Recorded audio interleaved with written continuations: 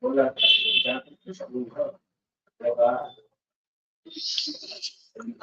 everyone, and welcome to another live. Now, if you're tuning in today, I want you to start off by imagining that you've just finished one of the busiest days of your week. Right? You finally get home, you walk into the kitchen or you walk near the fridge, and you always reach out for brownies, not broccolis, or chips and not cabbage. And there's a reason for that. And that's what we're going to be speaking about today. Why does that happen? And more importantly, what can you actually do about it? That's exactly what we're going to be answering today. And if you're wondering who I am and why I'm talking to you about all of this, I'm Samad, founder of Growing Young. My team and I have worked with 1,300 odd busy professionals, entrepreneurs, executives, and we've helped them build health systems that work with their biology, not against it. And the one thing that we've seen over and over and over again is this struggle that comes with food, especially when you reach home after a difficult day. And the funny thing about this struggle is that this struggle barely or rarely ever starts in the kitchen. In fact, it starts much earlier. So let's begin with a very simple question to start on. What is hunger? Because most people think hunger is simple, right? Empty stomach, need food. But is that really true? Now I need you to think about this. If you've ever finished dinner, felt completely full, and smelt dessert, or looked at dessert, and suddenly wanted one, you need to remember that your stomach was full, you just ate. So what changed? Because when I ask you that question, what I'm trying to imply is that most people don't realize that hunger isn't really a single signal. Your brain is constantly collecting information. Did I sleep well? Am I stressed? Have I been traveling? Am I looking at food? Can I even smell food? And is this the time I normally eat? Do I actually need energy? All of these are inputs. And what we experience as hunger is the output of these feelings. And here's where it gets really interesting. When people say I'm still hungry, they most of the time mean different things. Right? Some people mean that their stomach isn't full. Some people may say that the food didn't satisfy them. Some people will just say that I want something sweet or crunchy or savory or maybe just better taste. And we call all of those things hunger. But biologically speaking, they're all very different experiences. Now, my team and I use a deeper framework when working with my clients. But if I could leave you with just one question that can change the way you think about hunger or food, is this: am I actually hungry or is my mouth lonely?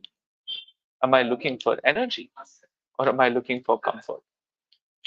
And comfort can come in different aspects, right? There is, you've got rewards, you've got general habits, and sometimes it's just taste. Now, in my mind, that actually raises another fascinating question. If our brain listens to all of these different signals and it is actually at a point where it's hurting us more than helping us, why would evolution design us this way? And to answer that question, we actually need to go back hundreds of thousands of years ago. Right now, imagine living 100 or 200,000 years ago. You've definitely got no supermarkets, refrigerators, delivery apps. In fact, there's no guarantee on whether you would eat tomorrow or not. And then one day, all of a sudden, you discover a wild beehive. You might even get stung for the honey, but inside there is honey. Your eyes look at this, and it is one of the most calorie dense foods available pretty much in all of where you're staying. And then suddenly your brain goes into capture, right? And finally, finally, you get to eat something where you eat this much but get so much energy as opposed to having to eat tons and tons of fiber that was found. Because things like honey was a very rare occurrence, especially for all humans at all times. Right? And at this point, there is something that becomes crazily different. Because when you are thinking about where we evolved from, it's not even just honey. There are certain situations, for example, high fat foods, right? So let's say you've gone hunting, you've caught a deer, or you've caught even a chicken, and you tend to eat the fat around that. That tends to save you in places of drought and famine. And this is what is critical to understand, right? Is that human beings actually evolved all the way from eating or dying for honey and hunting animals occasionally, all the way to having all of this stuff abundant to us, whether it is online, whether it's on your phone, whether it's in your nearby distance, or whether it's within your own fridge. We have gone from a place where we were suffering to get food, which is what our hunger was designed to adapt to, all the way to having so much food and water that more people die of overeating than undereating. Or at least that's according to the World Health Organization.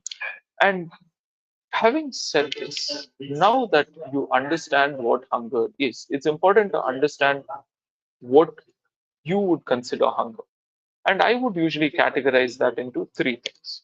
One is a craving, right? So you want to eat more of the good stuff. Two is just filling your stomach as a bag, like you like feeling that entire thing being compressed, sorry, filled. And number three, and this is a very odd one, right, is that you define hunger as the rumbling noise that your stomach makes. So you're not essentially hungry, but that happens. And some of you tend to get a headache after that. Now, a lot of people define all of this as hunger. But let me put it this way, right? Although this is something that could be difficult for most people, if the world had zero food today, you could eat nothing and there was just some water, you would live for at least 3 days, unless you're severely diseased or you have an illness or something as such. So, saying that all of those things that we just spoke about as hunger is hunger sort of does injustice to what hunger was designed to do, which is help us survive.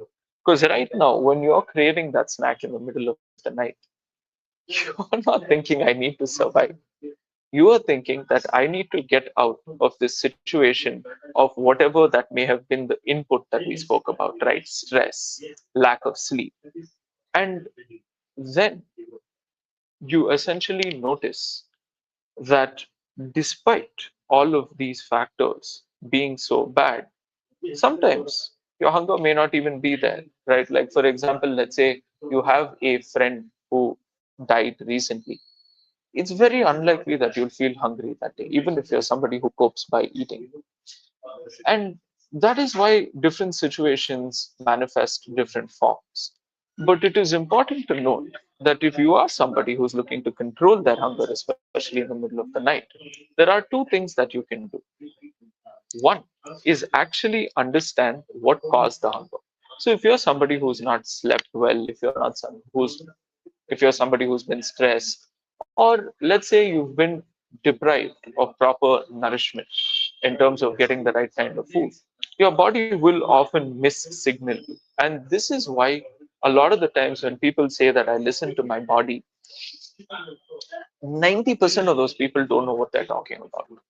Because despite practice, it is actually very difficult to understand your body's signal. And if you're somebody who gets regular blood reports, CT scans, regular ultrasounds, you would agree with me. Because some days you may feel great, but your sugar may be shooting through the roof. And this is essentially why the world is in such a messed up place right now when it comes to the concept of hunger. We have been designed to take whatever we can from our environment and stuff it in, especially high calorie foods. But now we're in an environment that keeps giving. And no matter how much we take, we can't stop, or we don't have to stop. There is no end. As, at least if you can afford the basic amount of food that most people can afford. And this puts us at this unique situation, right? Which is why it's important to not just recognize the input that could have caused hunger, which is most likely stress and sleep, or a really shitty day. It's also important to address how you can actually overcome it if you cannot stop yourself from eating, because that's more of like the short term fix, right? You can focus on very low calorie foods designed in a way that you like eating it. There are a lot of things that can be done in much lower calories if it is earlier planned, and it can be simply executed at home, like literally a two ingredient or a one ingredient dish that you can eat multiple times. And of course, that you can use AI to figure out or probably get an expert. But eating high calorie foods will automatically force you to eat more of it. And since your stomach, let's say your stomach is the size of this bottle, right? When you eat high calorie foods, this entire thing being filled up with high calorie is a lot more in terms of how much you've taken in just in sheer density of energy versus eating this whole thing filled with low calories. And I'll give you an example of what I mean. You could probably eat 2 bags of chips, but you will definitely not be able to eat 1 kilo of broccoli in a sitting, because 2 bags of chips is something that you can keep munching on, and it doesn't really fill your stomach to that extent that broccoli, like boiled or steamed broccoli, would. Even if you flavored the broccoli, most people would never eat 1 kilo of broccoli versus 2 bags of chips. And because of that, 2 bags of chips, man, that is a lot of calories. Let's say that one serving in one bag of those chips would have almost the same amount of calories or as like half a kilo of broccoli. And this is, I mean, of course, we're speaking about the deep fried chips. The baked chips may be slightly better, but it's not that much different, or at least in most cases. I'm not going to generalize brands here. But this essentially has created the mismatch that happens. So many times people will tell you that, dude, I don't eat much. Like I probably eat once a day or barely twice a day, one of those meals being fruit, but still I seem to have things, for example, like fatty liver, like diabetes, or this pouch that came in all of a sudden. This this is the exact phenomenon that occurs when your body uses high calorie foods to fill a bag that was designed actually for low calories, because high calorie foods were rarely available. And that's why your reward mechanism was designed to get those to fill this bag to live, because that's how rare food was. And now, this gap, and of course, when you're speaking about the issues that this has caused, it's important to note that people take in a lot of energy when it comes to food in different manner, right? Protein, carbohydrates, fats, but it doesn't really come out in the most efficient manner, which is actually sort of what causes accumulation in many cases. And of course, this is a generalized statement, but in general, it's safe to say that when you eat foods of especially different macronutrient profiles, it's important to remember that your body needs a certain amount of a certain type of food, which you can get by changing various ingredients, dishes. But until you get to understanding what that is with doing multiple tests, seeing how things are improving, or getting some help to do that, it's important to understand that even if you eat less and it is high calorie, simply because of the way hunger exists, and more importantly, simply because of the way the FMCG industry exists, and these people actually pull through on how to design products that actually make it addictive, it becomes a lose lose situation. And that is why I want to cover the most important part of being a victim to this hunger. Or let's not call it a victim, but let's say that you have eaten, you've done all this shit. Now what? And you're physically able and you want to give it a shot.